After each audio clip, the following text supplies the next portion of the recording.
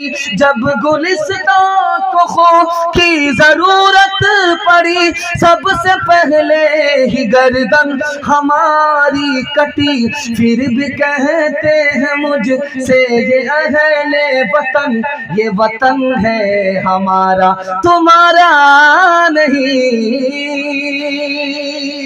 1707 ईस्वी में औरंगजेब बादशाह का इंतकाल हुआ। कितना बड़ा ये मुल्क हिंदुस्तान था, 15 लाख मुरब्बा मील जमीन हिंदुस्तान को हासिल थी। कन्याकुमारी से लेकर के काबुल तक हिंदुस्तान था। इतना बड़ा हिंदुस्तान किस बादशाह ने दिया? औरंगजेब बादशाह ने दिया। उस बादशाह का जब इंतकाल हो गया 1707 ईस्वी में, तो उनके 3 बेटे थे। 3 बेटों के हिस्से में हुकूमत आई। तीनों ने झगड़ा शुरू किया। झगड़े के नतीजे में मुसलमान के हाथ से हुकूमत चली गई। दिखाने के लिए जा रहा हूं मुसलमान कैसे हुकूमत हाथ से गंवाता है। कसूर अपना है, इल्जाम हम दूसरे को देते हैं। दूसरी मिसाल, 1757 ईस्वी में नवाब सिराजुद्दौला ने मुकाबला किया किससे? अंग्रेज से। अंग्रेज की फौज कितनी है? 3000। और नवाब सिराजुद्दौला के पास फौज कितनी है? 70,000। 70,000 मुसलमान हार गए, 3000 अंग्रेज जीत गए। क्यों? अपनों की गद्दारी की वजह से। मीर जाफर ने गद्दारी की, 50,000 मुसलमान हार गए। 1764 ईस्वी में मीर कासिम ने मुकाबला किया किससे? अंग्रेज से। मीर कासिम के पास फौज कितनी है? 50,000। और अंग्रेज के पास फौज कितनी है? 7,000। 7,000 अंग्रेज जीत गए, 50,000 मुसलमान हार गए। नजफ खान की गद्दारी की वजह से, मुसलमान की गद्दारी की वजह से मुसलमान की फौज हार गई। तीसरी मिसाल आपके सामने रखने के लिए जा रहा हूं। टीपू सुल्तान इस हिंदुस्तान के टाइगर थे। दुआ कीजिए अल्लाह उनकी कब्र को नूर से भर दे। 26 जनवरी का मौका है, उनकी कुर्बानी को हमें याद रखना है। टीपू सुल्तान जब जिंदा थे तो मुसलमानों की हुकूमत कितनी बड़ी थी? 1,57,00,000 मुरब्बा मील। टीपू सुल्तान जैसे शहीद हुए, मुसलमानों की हुकूमत छोटी हो गई, 45 लाख मुरब्बा मील पर आ गई। जानते हैं टीपू सुल्तान कैसे शिकस्त खाए? 1799 में अंग्रेज से मुकाबला किया और मीर सादिक की गद्दारी की वजह से टीपू सुल्तान शहीद हो गए, अंग्रेज को शिकस्त नहीं दे पाए। ध्यान से सुनिएगा, अंग्रेज इस मुल्क में मुसलमानों से हुकूमत छीनने में, हिंदुओं से हुकूमत छीनने में कामयाब कैसे हो गया, दिखाने के लिए जा रहा हूं। 1900 ईस्वी में अंग्रेज ने अदालत में एक ऐलान किया कि हिंदी में दरखास्त ली जाएगी, उर्दू में दरखास्त नहीं ली जाएगी। जबान के नाम पर हिंदू को मुसलमान से लड़ाया, मुसलमान को हिंदू से लड़ा दिया। 1903 ईस्वी के अंदर अंग्रेज ने बंगाल को तकसीम किया।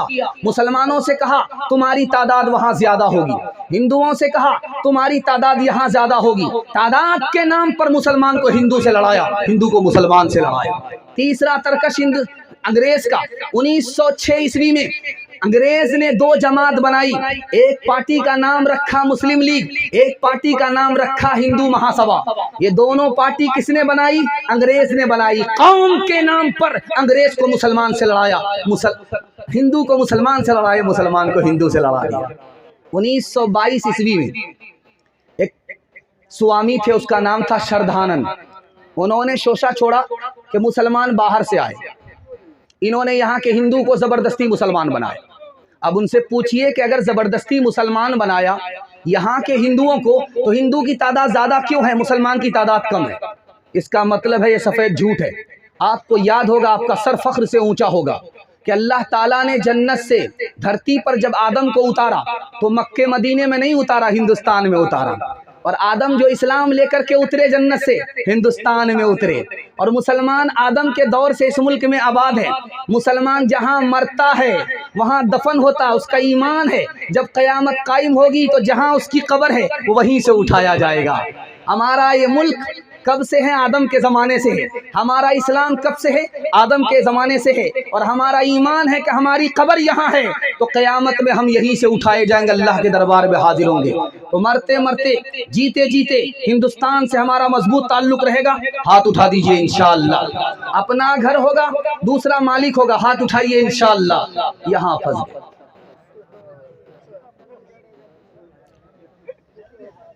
खंडर ही सही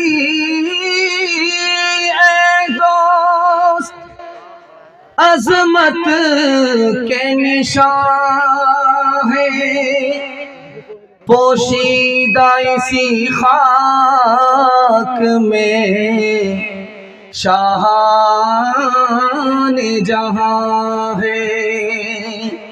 माजी की ये ताबीर है, हाल की बुरत तमहीद क़यामत के, ये रख्शिंदा निशान है।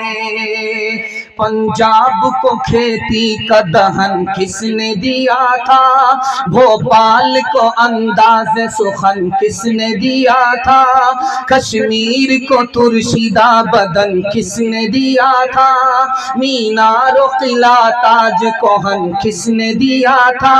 तारीख में हम चांद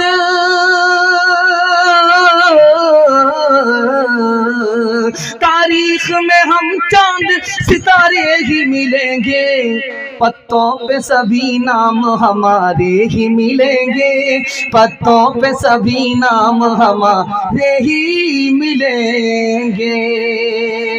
जलसा मर्दों के हवाले से मुकम्मल हो गया, औरतों के हवाले से सुनाने के लिए जा रहा हूँ। आप लोग मुकम्मल बेदार हैं, बेदारी के साथ सुनने के लिए तैयार हैं? तो दोनों हाथ उठा करके वादा कीजिए इंशाअल्लाह। सारा काम पहले होगा, निकाह बाद में करेंगे। हाथ उठाइए इंशाअल्लाह। हमें निकालना भी आता, फंसाना भी आता। हम आपकी बेदारी को टटोल लेंगे। आप पिंडाल में हैं या ससुराल में? ध्यान से सुनिएगा। ये मोबाइल है, सारे लोग फेसबुक में लड़की तलाश करते हैं, व्हाट्सएप की लड़की को तलाश करके बीवी बनाते हैं।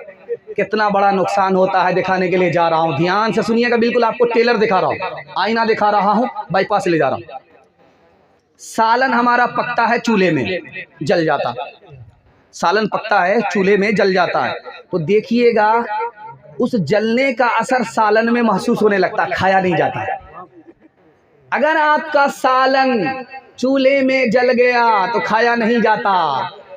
सालन जल गया तो एक वक्त की परेशानी होती है, लेकिन अगर नाफरमान बीवी घर में आ गई तो दिल जल जाता है, जिंदगी भर आदमी परेशान हो जाता है। दूसरी बात याद रखिए, नुक्ते की। पत्थर मारा गया, शीशा टूट गया, सांस निकल करके आई। इतना कीमती शीशा कैसे टूट गया? बेटा निकल करके आया, तेरी नालायक बहू ने पत्थर मारा है, शीशा टूट गया। तो बहू निकल करके आई, कसूर तुम्हारा है, इल्जाम मेरे सर पर दे रहे हो। मैंने शीशे पर पत्थर नहीं मारा था, पत्थर तुम्हारे ऊपर जलाया था। तुम पत्थर खा जाते, शीशा बच जाता। तीसरा नमूना आपकी खिदमत में लेकर के आ रहा हूं। एक आदमी शायर के पास आया, हम शायरी सीखना चाहते हैं। कहा शायरी सीखना बिल्कुल आसान है। कहा कि कैसे? जल्दी जल्दी बताइए। कहा बिल्कुल आसान है, किसी नाफरमान औरत से निकाह कर लो, उसकी नाफरमानी तुमको खुद ब खुद शायर बना देगी। चौथा नमूना आपकी खिदमत में लेकर के आ रहा हूं, बहुत ध्यान से इसको सुनिएगा। एक आदमी हाथ उठा करके दुआ कर रहा है जलसे में, और वो शायर आदमी था, वो किसी को बद्दुआ कर रहा था। बद्दुआ किसी को नहीं कर रहा था, अपनी बीवी को बद्दुआ कर रहा था। तो सारा मजमा उठ करके पूछता रहे, अल्लाह का बंदा, कबूलियत की घड़ी है, दुआ दो। बद्दुआ किसको कर रहे हो? कहा कि मैं बीवी को बद्दुआ कर रहा हूं। कहा क्यों करते हो बद्दुआ? कहा दो वजह से। मेरी बीवी की जबान इस तरह चलती है जैसे कैंची चलती है, कलेजा काट देती है, इसलिए बद्दुआ करता हूं। उसका जो गुस्सा है वो बिच्छू की तरह हमको डसता है, इसलिए उसको बद्दुआ करता हूं। पांचवें नमूने को जरा ध्यान से सुनिएगा। शौहर अपनी बीवी को प्राइवेट में बुला करके कहता है कि देखो राज सुनो, जब मैं मर जाऊं तो तुम कुंवारी मत रहना, बेवा मत रहना, निकाह कर लेना। कहा कोई ना कोई दाल में जरूर काला है, क्यों मुझको कह रहे हो दूसरी शादी करने के लिए? जरूर दाल में काला है। कहा इसलिए कह रहा हूं ताकि दूसरे शौहर को पता चल जाए कि पहला शौहर जो इतनी जल्दी मरा है इसी नाफरमान बीवी की वजह से मरा है। औरत अदालत में रो रही है, हंस रही है। तो हाकिम ने पूछा कि बात क्या है कि तुम हंसती भी हो रोती भी हो, बात क्या है? कहा हुजूर हंसने की वजह यह है, रोने की वजह यह है कि तुमने मेरे शौहर को 1 साल की सजा दिया, ये मेरे रोने की वजह है। जैसे ही तुमने फैसला सुनाया कि इसके शौहर को 1 साल की सजा नहीं 3 साल की सजा सुनाई जाती है, तो मैंने हंसना शुरू किया। अच्छा हुआ जल्ले तू जलाल तू इस बला को टाल तू। आखिरी 2 मिसाल पर पैगाम खत्म कर रहा हूँ, बहुत ध्यान से इसको सुनिएगा। सिडनी के डॉक्टर हैं लाजिम, उसने कहा 48% मर्द पागल होते हैं नाफरमान बीवी की वजह से। जापान में 52% मर्दों ने कहा कि मैं मर्द होने पर खुश नहीं हूँ। उनसे पूछा, अरे अल्लाह का बंदा, मर्द हो औरत नहीं हो, तुमको तो फख्र से सर ऊंचा होना चाहिए, करना चाहिए। कहा नहीं नहीं नहीं, मैं औरत होता तो अच्छा होता। कहा कि वो कैसे? कहा कि पहली तारीख में तनख्वाह की मालिक मेरी बीवी हो जाती है, मैं कंगाल हो जाता हूँ, वो मालामाल हो जाती है। इंशाअल्लाह माँ बाप को खर्चा बीवी से पूछ करके देंगे। बिल्कुल सही जा रहा, हाथ उठा दीजिए। मर्द हाकिम था कभी औरत पे, लेकिन आजकल बीवी घर की मालिका है और मियाँ मजदूर है। कोई इस दौर में है मौलवी, कोई मिनिस्टर है, कोई बीवी का शौहर है, कोई बीवी का नौकर है, कोई बीवी का शौहर है, कोई बीवी का नौकर है। हुए मातहत के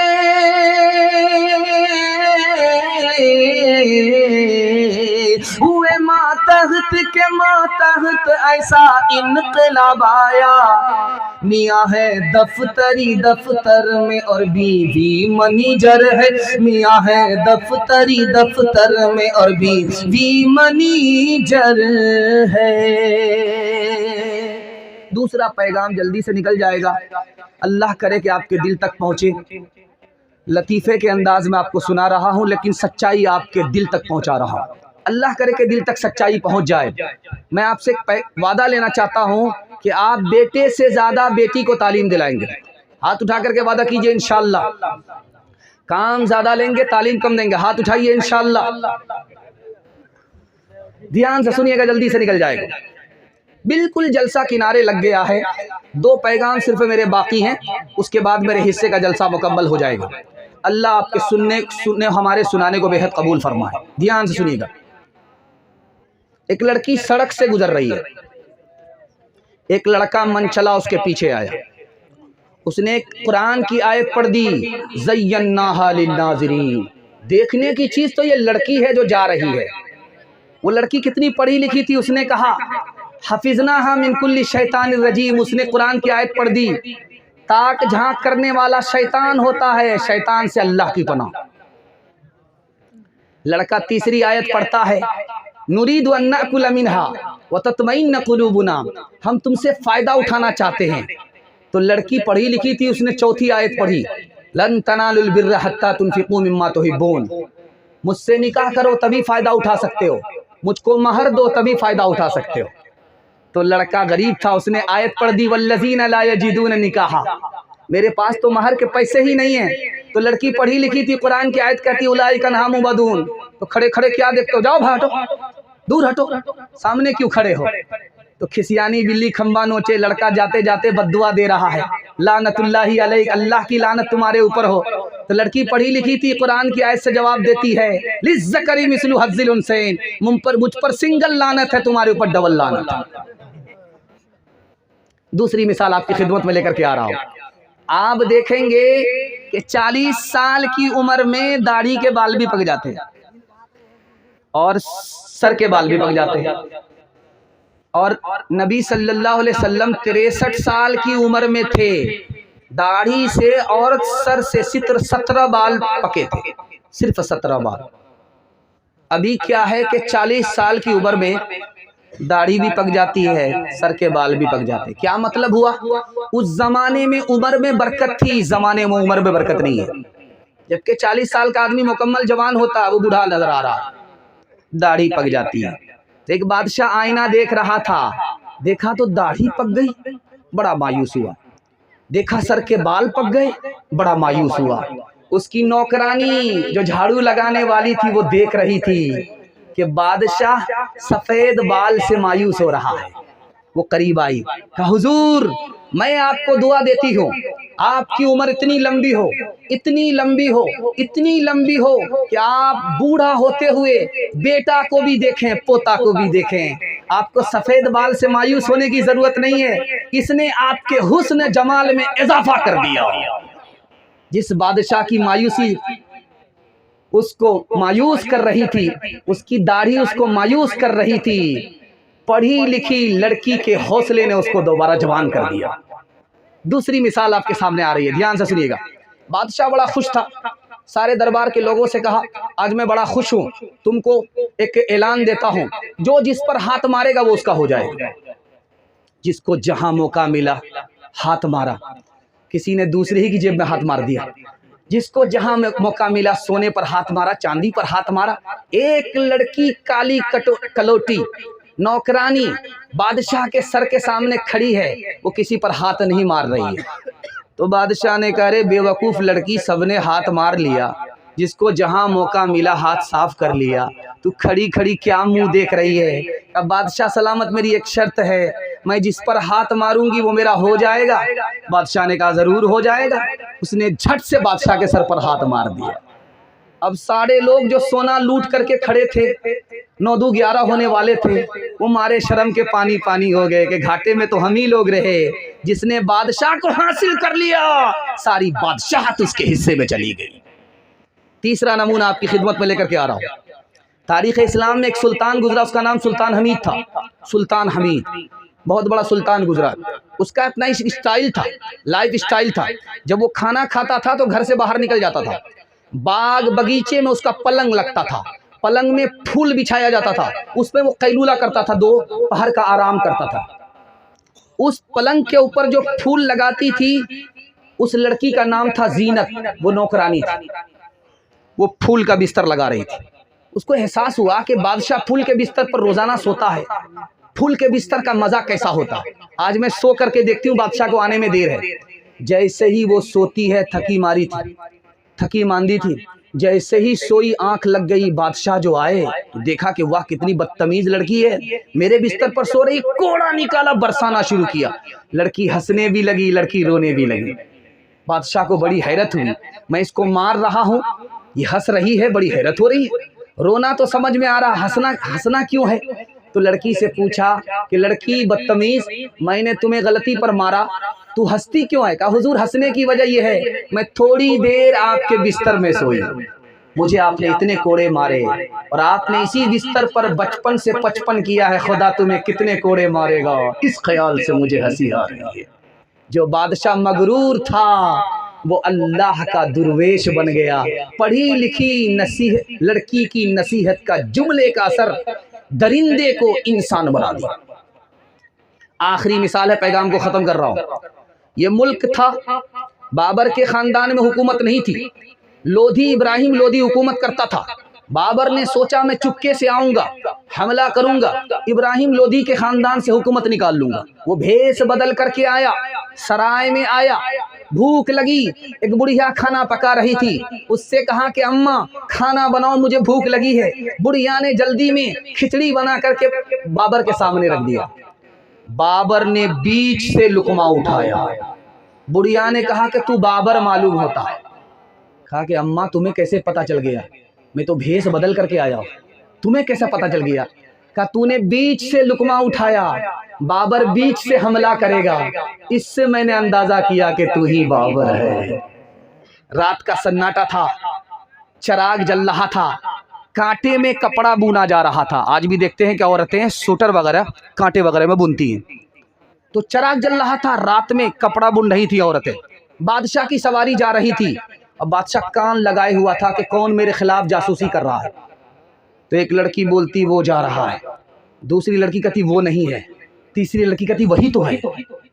बादशाह के कान खड़े हुए कि लगता कि ये औरतें मेरे खिलाफ जासूसी कर रही। बादशाह ने पुलिस वाले को भेजा कि तीनों लड़की को पकड़ करके लाओ। जब लड़कियां सामने आई तो एक लड़की कहती वही तो है, दूसरी लड़की कहती वो होते तो वो होते, तीसरी लड़की कहती वो नहीं वो तो है। बादशाह का और दिमाग खराब हुआ, पहले क्या कहा नहीं समझा, इस बार क्या कहा नहीं समझा। तो बादशाह ने कहा उस लड़की से कि बेटी क्या मतलब हुआ, हमने कुछ नहीं समझा। किसी ने कहा वो जा रहा है, किसी ने कहा वो नहीं है, किसी ने कहा वही तो है। क्या मतलब हुआ? अब दूसरी बार कहा कि वही तो है, दूसरी लड़की ने कहा वो होते तो वो होते, तीसरी लड़की ने कहा वो नहीं वो तो है। क्या मतलब हुआ? अब बादशाह सलामत, जिस लड़की ने कहा कि वो जा रहा है, आपको मुराद नहीं लिया, चिराग का उजाला जा रहा था। तो एक लड़की ने कहा वो जा रहा है यानी उजाला जा रहा है, दूसरी लड़की ने कहा वो नहीं है यानी तेल नहीं है इसलिए उजाला जा रहा है, और तीसरी लड़की ने कहा वो तो है, तेल तो है, फिर उजाला क्यों जा रहा है। ये मतलब था। कहा कि दूसरा मतलब बताओ। कहा कि माफ कीजिएगा बादशाह, अब बादशाह होकर के औरत की बात को नहीं समझते हैं। तो जिस लड़की ने कहा कि वही तो है, उसका मतलब था ये बादशाह नहीं है, ये बैल है। वही तो है यानी बैल है। तो दूसरी लड़की ने कहा कि वो होते तो वो होते, अगर बैल होते तो सिंह होते और दुम होती, सिंह और दुम तो नहीं है। तो तीसरी लड़की ने कहा वो नहीं वो तो है, अगर बैल नहीं गधा तो है। हुस्ने सूरत चंद रोजा, हुस्ने सीरत मुस्तकिल, इससे खुश होती है आंखें, उससे खुश होता है दिल। तालीम औरतों को भी देनी जरूर है, लड़की जो बेपढ़ी हो तो वो बेशूर है। तालीम औरतों को भी देनी जरूर है, लड़की जो बेपढ़ी हो तो वो बेशूर है। हुस्ने मुआशरत में सरासर फुतूर है, और इसमें वालिदैन का बेशक कसूर है। आखिरी पैगाम औरतों के हवाले से आप लोग सुनने के लिए मुकम्मल तैयार हैं? दोनों हाथ उठा दीजिए। इंशाअल्लाह आपने दिल खुश कर दिया। आपको दिल से दुआ देता हूँ, अल्लाह आपकी हर मुश्किल को आसान फरमाए। ध्यान से सुनिएगा, औरत के ईमान को भी बचाइए, औरत की आबरू को भी बचाइए। आपसे बढ़कर के मुकद्दर का सिकंदर कोई हो नहीं सकता। मुसलमानों की 3 लाख बेटी गैर मुस्लिम को लेकर के भाग गई 2022 में। ये 2022 जो खत्म हुआ, इस 2022 के अंदर मुसलमान लड़की 3 लाख की तादाद में गैर मुस्लिमों को लेकर के भाग गई। ईमान अलग गया, आबरू अलग गई। ईमान की हिफाजत कीजिए, आबरू की हिफाजत कीजिए। खूबसूरत पैगाम आपकी खिदमत में लेकर के आ रहा हूँ। एक बार हाथ उठा करके बेदारी का सबूत दीजिए। इंशाअल्लाह अपनी माँ बहन को अपने हाल पर छोड़ देंगे। हाथ उठाइए। है माशाअल्लाह पूरे बेदार हो चुके हैं, पूरा मुकम्मल बेदार हो चुके हैं। इस बेदारी में आप जलसा सुनने महसूस हो रहा कि अभी जलसा शुरू हो रहा। ध्यान से सुनिएगा, एक किताब है, उसका नाम है ऋग्वेद। ऋग्वेद में लिखा है कि बरहमा ने तुमको औरत बनाया, तुम निगाह ऊंची मत करना, नीची रखना। बरहमा ने, खुदा ने तुम्हें औरत बनाया है तो निगाह ऊपर मत रखना, निगाह नीचे रखना। पैर फैला करके मत बैठना, अगर औरत हो पैर समेट करके बैठना। ऐसा लिबास मत पहनना जिससे तुम्हारा जिस्म झलक जाए। एक किताब है, उसका नाम है बरहमा कुरान। उस किताब में लिखा है, जब से औरत के मुंह से नकाब की जाली गई, शर्मो हया चली गई। उसकी जिंदा मिसाल, औरत रास्ता चलते हुए सर के बाल को खोलती है, सर के बाल को समेटती है, किसी की कोई परवाह नहीं करती है। तीसरी किताब है, उसका नाम है विष्णु पुराण, हरिवंश पुराण। उस किताब में लिखा है, जब बुरा दौर होगा, कलयुग आएगा, क़यामत का दौर आएगा, फितने का दौर आएगा, औरत अपने हुस्न को बेचेगी, गरीब शौहर को छोड़ देगी, दौलत से निकाह करेगी, 5-7 साल की लड़की माँ बन जाएगी, 8-10 साल का लड़का बाप बन जाएगा। महाभारत किताब है, उस किताब में लिखा, अगर बाप है, जवान बेटी है, दोनों एक साथ तन्हाई में ना बैठे। जवान बेटी के साथ बाप तन्हाई में ना बैठे, क्या पता शैतान जिना करा दे, मुंह काला करा दे। जवान बाप को जवान बेटी के साथ तन्हाई में नहीं बैठना चाहिए। महाभारत में लिखा, महाभारत में लिखा, महाभारत में लिखा है, राजा कंस थे, उन्होंने कुश्ती का दंगल दिया। कुश्ती का जब दंगल हुआ तो जैसे जलसे में लोग मर्द आते हैं जलसा सुनने के लिए, औरत भी आती है जलसा सुनने के लिए, तो उस दौर की खूबसूरती दिखाने के लिए जा रहा हूँ। कुश्ती का दंगल दिया जा रहा है, तमाशा देखने के लिए मर्द भी हैं, तमाशा देखने के लिए औरत भी हैं। औरत के पिंडाल में जाली लगा दी गई ताकि औरत अंदर से बाहर का तमाशा देखे और औरत को कोई आवारा तमाशा ना बनाए। दिखाने के लिए जा रहा हूं, ध्यान से सुनिएगा। रामायण में लिखा है कि लक्ष्मण जी से पूछा कि आपकी भाभी होती है सीता जी, आपने उनका चेहरा देखा है, काली थी या गोरी थी? कितना खूबसूरत माहौल था, कैसा खूबसूरत हिंदुस्तान था। देवर से पूछा जा रहा है, भाभी के बारे में पूछा जा रहा है कि सीता जी तुम्हारी भाभी हैं, 14 साल तुम सीता जी के साथ वनवास में रहे, सीता जी का चेहरा देखा, वो कैसी थी, काली थी या गोरी थी? देवर का जवाब सुनिए, वो घूंघट डाल करके रहती थी, मैंने चलते हुए पैर देखा है, चेहरा नहीं देखा। आज 150 साल पुरानी बात है, हिंदू समाज की औरत भी घूंघट डाल करके चलती थी। आज हिंदू मुसलमान औरत के चेहरे पर घूंघट नहीं है, घूंघट से ही बाहर नहीं है, आपे से बाहर हो चुकी है। सीता की शक्ति शाम न हो, मरियम भी कोई नीलाम न हो। सीता की शक्ति शाम न हो, मरियम भी कोई नीलाम न हो। फिर हुस्न वतन बदनाम न हो, फिर हुस्न वतन बदनाम न हो, फिर रिश्ता कोई बेपार न हो। यूं मेरा वतन खुशहाल है, ये साल तो अच्छा साल है। कहाँ गई वो सीता मैया और कहाँ है अब मरियम? भारतवर्ष में जिनके चरित्र पे गर्व किया करते हैं हम, जो अपनी इतिहास भुला दे, आग लगे उस फैशन में, आग लगे उस फैशन में। हिंदुस्तान का चेहरा देखो सच्चाई के दर्पण में, हिंदुस्तान का चेहरा देखो सच्चाई के दर्पण में। अमन की देवी तड़प रही है गांधी जी के आंगन में, गांधी जी के आंगन में। चप्पल है ऊंचे हील की और ओटनी सी चाल, होठों पे लिपस्टिक लगा के कर रही है लाल। चप्पल है ऊंचे हील की और ओटनी सी चाल, होठों पे लिपस्टिक लगा के कर रही है लाल। शौहर के सामने कोई जीनत नहीं रही, बिफातिमा सी अब कोई औरत नहीं रही। मेरे हिस्से का जलसा मुकम्मल हो गया, 3 मिनट मेरे हिस्से के बाकी है। एक पैगाम मुकम्मल करने के लिए जा रहा हूँ। आप लोग तैयार नहीं है? दोनों हाथ उठा दिए इंशाअल्लाह। तैयार नहीं है तो हम भी तैयार नहीं।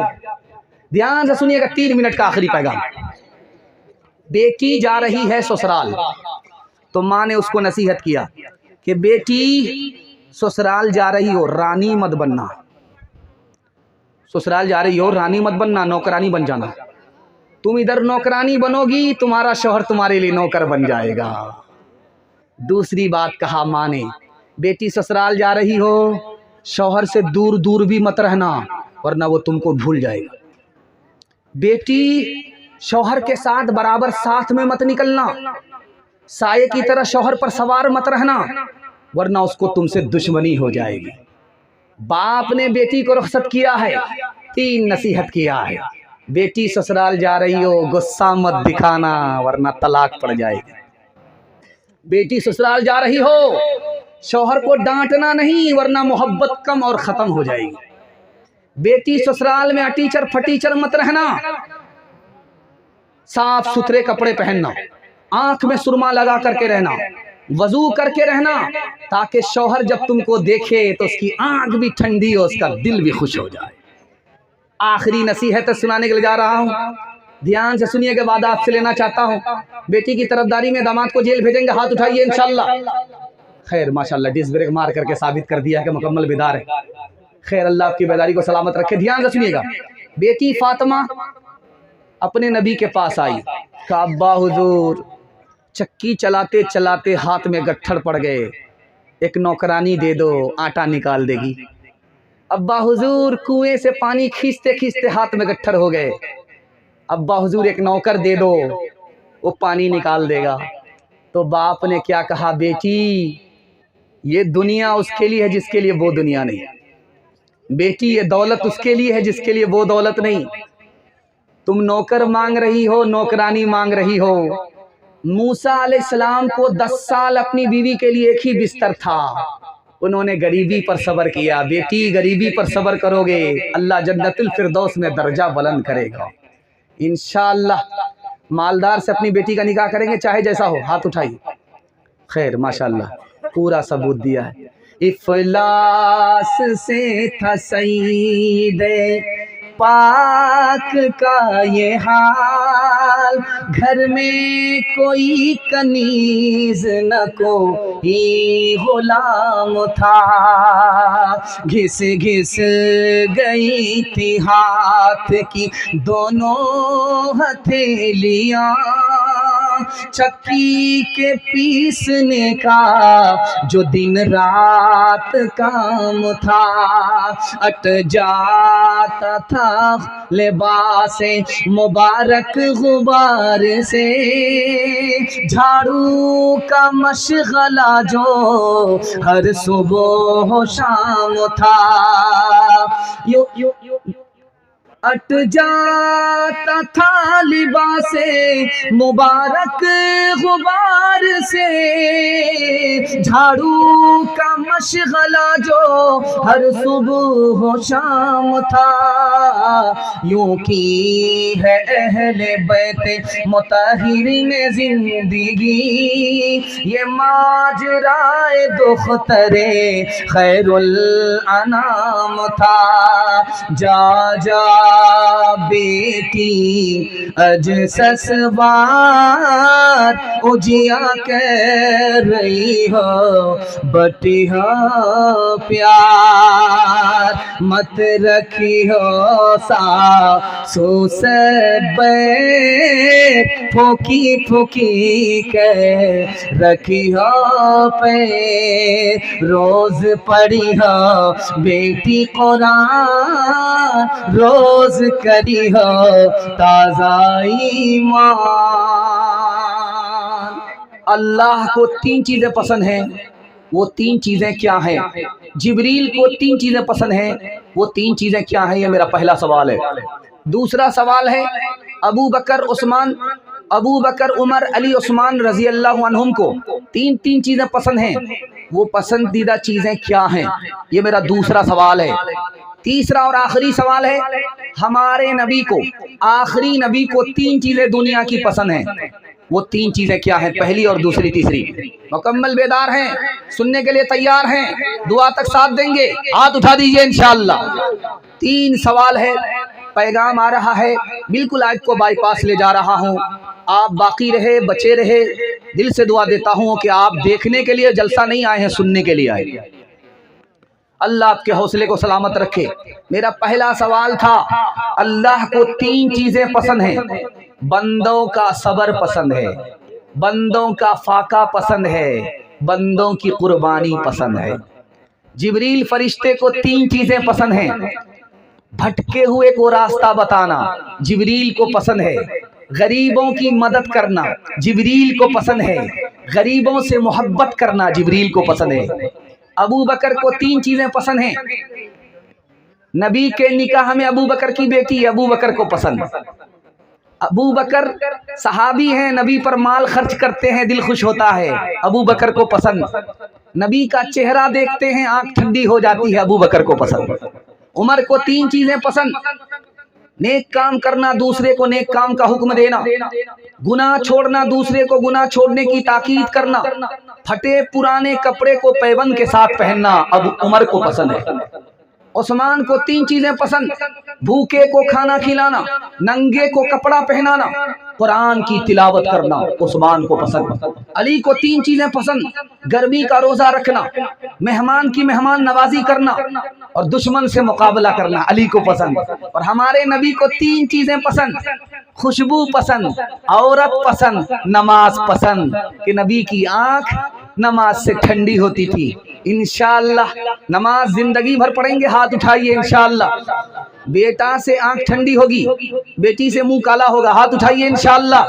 ये देखिए नबी आते रहे आखिर में नबियों के इमाम आए, वो खुदा का नबी आते रहे आखिर में नबियों के इमाम आए, वो दुनिया में खुदा का आखिरी पैगाम ले आए, झुकाने आए बंदों की जबी अल्लाह के दर पर, सिखाने आदमी को आदमी का एहतराम आए। वो आए जब तो अजमत बढ़ गई दुनिया में इंसान की, वो आए जब तो बंदों को, वो आए जब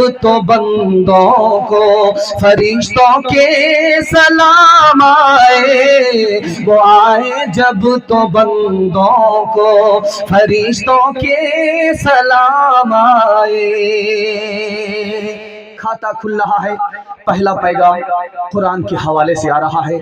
कुरान को आप पकड़िए, मसनद रसूल पर बैठ करके मैं गारंटी लेता हूँ अल्लाह आपको कल ही इज्जत की चोटी पर पहुंचा देगा। हमारी दुआ कबूल नहीं होती है, खुदा के बंदे हैं, बंदगी नहीं करते, हमारी दुआ कबूल नहीं होती, रसूलुल्लाह के उम्मती हैं, सुन्नत पर खड़े नहीं होते, हमारी दुआ कबूल नहीं होती, शैतान हमारा दुश्मन है लेकिन शैतानी काम रोज करते हैं, हमारी दुआ कबूल नहीं होती, कुरान की तिलावत भी नहीं है, कुरान पर अमल भी नहीं है। दूसरी बात, इतना बड़ा मजमा, मैं आपको तकरीर सुना रहा हूँ, आप सुन रहे हैं, खुदा से हमारा कैसा ताल्लुक है कैसे पता चलेगा? 2 बातों पर आप नजर डालिए, हमारी हालत कैसी है, हम नेक हैं या नाफरमान हैं? अगर नाफरमान है तो खुदा से हमारा कोई ताल्लुक नहीं, और कुरान से अगर हमारा ताल्लुक है तो खुदा से ताल्लुक है, कुरान से ताल्लुक नहीं इसका मतलब है खुदा से हमें कोई ताल्लुक नहीं है। तीसरी बात याद रखिए, लोहे पर पानी पड़े जंग लग जाता है, घर को आदमी छोड़ करके चला जाए वीरान हो जाता है, उसी तरह इस पहलू में जो छुपा हुआ दिल है इसमें भी जंग लगता है, ये भी वीरान होता है। कैसे वीरान होता है? लोहे पर पानी पड़े उसमें जंग लग जाता है, और जो दिल कुरान से खाली हो उसमें जंग लग जाता है। जैसे ही कुरान आए दिल की सफाई हो जाती है, जंग खत्म हो जाता है, घर में कोई ना रहे, ताला लगा दे, घर वीरान हो जाता है। जिस दिल के अंदर कुरान ही नहीं वो दिल वीरान हो जाता है, कब्रिस्तान हो जाता है। कुरान से हमारा ताल्लुक क्या है? इतना बड़ा मजमा छोटा, सबके हाथ में मोबाइल है, कोई ये दावा नहीं कर सकता खड़ा हो करके कि मैं मोबाइल देखता नहीं हूँ, अखबार पढ़ता नहीं हूँ। रोज अखबार पढ़ेंगे, मोबाइल देखेंगे। जिसका देखना इबादत, जिसका पढ़ना इबादत, जिसका छूना इबादत, जिस पर अमल करना इबादत। कुरान को न देखने की फुर्सत है न पढ़ने की फुर्सत है। एक मिसाल पर पैगाम खत्म कर रहा हूँ, आप लोग सुनने के लिए मुकम्मल तैयार हैं? दोनों हाथ उठा दीजिए इंशाअल्लाह। मुर्दा के लिए नहीं कुरान, जिंदा के लिए न मुर्दा के लिए कुरान होगा, हाथ उठाइए इंशाअल्लाह। खैर, हम जनाजा ही पढ़ेंगे जिन लोगों ने हाथ उठाया है। खैर, ध्यान से सुनिएगा, आखिरी मिसाल। 2 भाई, एक भाई माल इकट्ठा करके बहुत बड़ा मालदार हो गया, गवर्नर बन गया। एक भाई कुरान का इल्म हासिल करके बहुत बड़ा आलिम हो गया। तो ये भाई जो गवर्नर बना, उसने अपने उस भाई से जिसके पास कुरान का इल्म था, उसने कहा यार तू तो वहीं का वहीं रहा, मैं कहाँ से कहाँ पहुँच गया। तू तो लोटा उठाने वाला है, बदना ढोने वाला है, मुसल्ला बिछाने वाला है, लकीर का फकीर ही रहा, दुर्वेश और गरीब ही रहा, मैं कहां से कहां पहुंच गया। उस भाई का जवाब सुना रहा हूं और आपसे वादा लेता हूं कि सारा काम हमारा बच्चा बाद में करेगा, पहले कुरान नाजरा पढ़ेगा। हाथ उठा दीजिए, बिल्कुल सही जा रहा, ध्यान से सुनिएगा। उस भाई ने कहा, यार तुमने कहा कि मैं कहां से कहां पहुंच गया और मैं जहां का वहीं रहा। ऐसा नहीं है, तुमको अल्लाह ने माल दिया, कारून की मीरास मिली, हमें खुदा ने कुरान दिया, नबी की मीरास मिली। शुक्र है राहे तरक्की में अगर बढ़ते हो, शुक्र है राहे तरक्की में अगर बढ़ते हो, ये तो बतलाओ के कभी कुरान भी पढ़ते हो। वो ज़माने में मुअज़्ज़ज़ थे मुसलमान हो गए और हम खार हुए तारीख़ कुरान हो गए। वज़ में हो तुम हो नसारा और तमद्दुन में हनूज, ये मुसलमान हैं जिन्हें देख के शर्माए यहूद। थे तो असलाफ तुम्हारे ही मगर तुम क्या हो, हाथ पे हाथ धरे मुंतज़िरे फ़रदा हो। कुरान के हवाले से पैगाम निकल गया। दूसरा पैगाम सीरत के हवाले से आपको देने के लिए जा रहा हूँ। बड़ी उम्मीद के साथ बरकतन ये पैगाम आपको सुना रहा हूँ। अगर ये सुना गया, समझा गया, इस पर अमल किया गया, मैं जमानत लेता हूँ अल्लाह हमें भी कामयाब कर देगा, आपको भी कामयाब कर देगा। हाथ उठा करके वादा कीजिए, इंशाअल्लाह सुनना है, अमल करना है। बहुत खूबसूरत माहौल में एक जलसा चल रहा है, बिल्कुल किनारे लग चुका है, दुआ कल होने वाली है। इस कबूलियत की घड़ी में आज के जलसे को भी अल्लाह कबूल फरमाए और इसकी बरकत से कल के जलसे को भी अल्लाह आज ही कबूल फरमाए। ध्यान से सुनिएगा, जल्दी से निकल जाएगा। झगड़ा हो गया। एक सरदार ने कहा कि मैं हजरे अस्वद को उठा करके काबे में लगाऊंगा। दूसरे ने कहा कि मैं तुमसे कम नहीं हूं। अल्लाह के रसूल ने चुटकी में मसला हल कर दिया। चादर बिछाई, हजरे अस्वद को रखा, सारे सरदारों से कहा कि तुम भी हाथ लगाओ, वो भी हाथ लगाए, वो भी हाथ लगाए, कोई छोटा बड़ा नहीं। अल्लाह के दरबार में सब बराबर है, कोई बड़ा छोटा नहीं है। झगड़ा ही खत्म हो गया।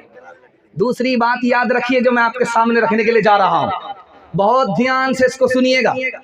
अल्लाह के रसूल को मालूम करना था कि जो दुश्मन मुकाबला करने के लिए आ रहा है उसकी तादाद कितनी है। तो जासूस पकड़ा गया, बता नहीं रहा था। अल्लाह के रसूल ने 1 मिनट में पता लगा लिया। पूछा कि तुम्हारी तादाद कितनी है, वो बताने के लिए तैयार नहीं हुआ। अल्लाह के रसूल ने पूछा कि कितने ऊंट ज़बह होते हैं, उसने कहा कि 10 ऊंट ज़बह होते हैं। अल्लाह के रसूल ने कहा इससे पूछने की ज़रूरत नहीं है, तादाद मालूम हो गई। दुश्मन की तादाद 1000 है, क्योंकि 1 ऊंट 100 आदमी के लिए काफ़ी हो जाता है। अल्लाह के रसूल इतने अक्लमंद इंसान थे। तीसरी मिसाल लेकर के आ रहा हूँ, बहुत अदब से सुनिएगा। एक आदमी खड़ा हुआ मजमे में, उसने कहा मैं अपने भाई को माफ भी नहीं करूंगा, बदला भी नहीं लूंगा।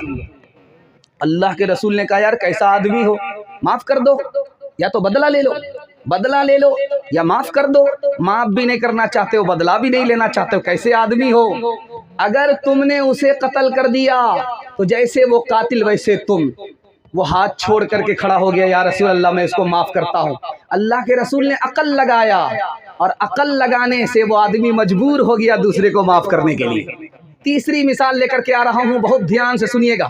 छोटी सी बच्ची है, उस पर 3 आदमी का दावा है, मैं इसकी परवरिश करूंगा।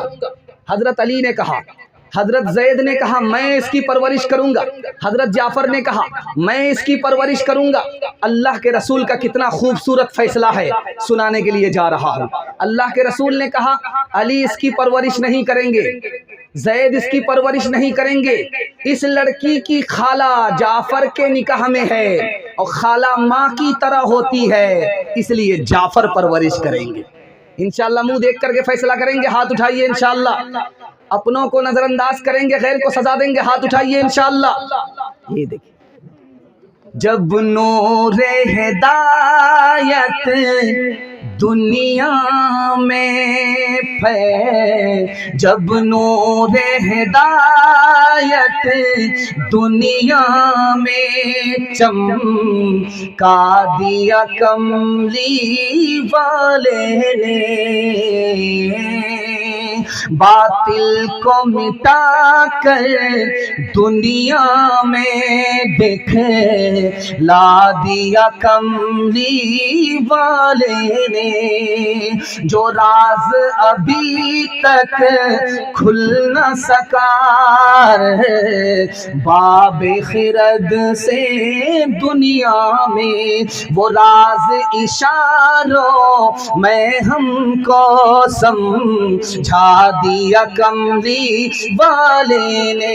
जो लोग जरा सी बातों पे सदियों जंगे किया करते थे, प्यारो मोहब्बत से रहना सिखला दिया कमली वाले ने। बच्चों के हवाले से पैगाम आपको सुनाने के लिए जा रहा हूँ। दोनों हाथ उठा करके इस्तकबाल कीजिए, इंशाअल्लाह सुनेंगे। बच्चों के हवाले से सुना रहा हूँ। आप अपने बच्चे के ईमान को बचाइए, वरना बच्चा आपके हाथ से निकल जाएगा, उसका ईमान चला जाएगा। बहुत खूबसूरत पैगाम, बड़ी जिम्मेदारी का पैगाम आपकी खिदमत में लेकर के आ रहा हूँ। बहुत बाईपास आपको ले जा रहा हूँ, जल्दी में ले जा रहा हूँ। आप मोहब्बत से सुन रहे हैं, आपको पता नहीं चल रहा। अल्लाह इस मोहब्बत को सलामत रखे। ध्यान से सुनिएगा। हम लोग का जुमला होता है, हड्डी माँ बाप की और चमड़ी उस्ताद की। ये जुमला बोलते हैं। मकतब में अगर बच्चा हमारा पढ़ता है, मदरसे में हमारा अगर बच्चा पढ़ता है, स्कूल में हमारा बच्चा पढ़ता, तो हम लोग क्या कहते हैं? हड्डी माँ बाप की और चमड़ा गोश्त सब उस्ताद का। ये गलत है। बाहर का गुस्सा है बच्चे पर हम उतारते हैं, करे कोई भरे कोई, ये भी गलत है। बात बात पर अगर आप बच्चे को मारेंगे, डरा करके धमका करके काम नहीं निकालेंगे, 3 बड़े नुकसान आपको उठाने पड़ेंगे। बच्चे का दिमाग कमजोर हो जाएगा, वो याद रखेगा फिर भूल जाएगा, आगे नहीं बढ़ पाएगा, उसका दिल कमजोर हो जाएगा। और तीसरी बात, बात पर बच्चे को मारेंगे, वो बेशरम और बेहया हो जाएगा। जो बच्चा बेशरम और बेहया हो गया, वो ना अच्छा इंसान बनेगा ना अच्छा मुसलमान बनेगा। दूसरी बात, हम लोगों की तरफ से कोताही क्या होती है? अभी छोड़ दो, बच्चा है, बाद में बड़ा होगा, ठीक हो जाएगा, नेक हो जाएगा। गलत है, 4 वजह से गलत है। इसको बहुत ध्यान सुनिएगा। हमारा क्या ख्याल है? अभी छोड़ दो, बच्चा है, नादान है, बाद में देखेंगे, बड़ा होगा, नेक हो जाएगा। गलत है, आदत के खिलाफ है। बच्चे को अगर आप स्कूल नहीं भेजेंगे, वो स्कूल नहीं जाएगा। दुनिया का काम बगैर कहे हुए वो नहीं करेगा, तो नमाज भी बगैर हुक्म किए हुए वो नहीं पढ़ेगा। दूसरी बात, बच्चे की क्या है? बच्चे के हवाले से सुना रहा हूं, ध्यान से इसको सुनिएगा। अल्लाह के रसूल की हदीस के खिलाफ है। बच्चे को अपने हाल पर आप नहीं छोड़ सकते। 7 साल का बच्चा है, नमाज का हुक्म कीजिए। 10 साल का है, नमाज नहीं पढ़ता, उसको अदब दीजिए। बच्चे को अपने हाल पर आप छोड़ नहीं सकते। तीसरी बात, माँ बाप ने अपने हाल पर बच्चे को छोड़ दिया। बच्चे अगर नमाज नहीं पढ़ते हैं तो बच्चे गुनहगार नहीं होंगे, माँ बाप गुनहगार होंगे।